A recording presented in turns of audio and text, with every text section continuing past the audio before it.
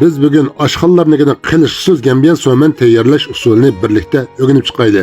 Qo'rish usuli bek moddiy, siz bir qatim ko'rsangiz o'rganib olasizlar. Qani, ketdik.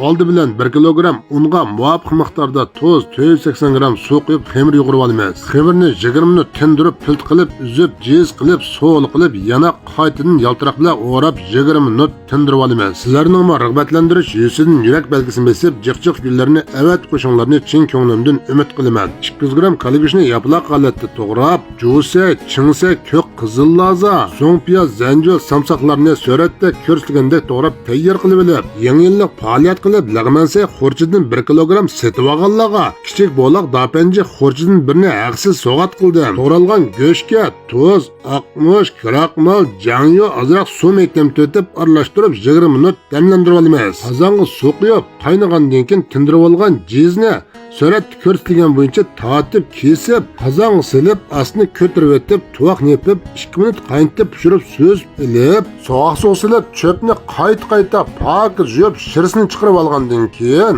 chöpning suyini pokiz saqitib, qaytadan dasqa to'kib, azroq jangyo qizilmurch mayini quyib, aralashtirib, chöpni tamlantirib olamiz. Qozonga azroq may quyib, tushiganda go'shtni silib, aralashtirib, qizartib, to'g'ralgan so'ng piyoz, zanjil, samsoq, ochiq laza, oilda ishlaydigan lazjangdan 2 qo'shiq, muvofiq miqdorda tuz, oqmush, kavchin talqini silib, aralashtirib, qo'rib, ko'k qizil laza, chingsayni silib, aralashtirib, yana qo'rib, tayyor qilib olgan chöpni silib, uning ustiga jusayn silib, bir oz aralashtirib, qo'rib, oq kunjutdan azroq chechib aralashtirib qo'rib tayyorlasak bo'ladi.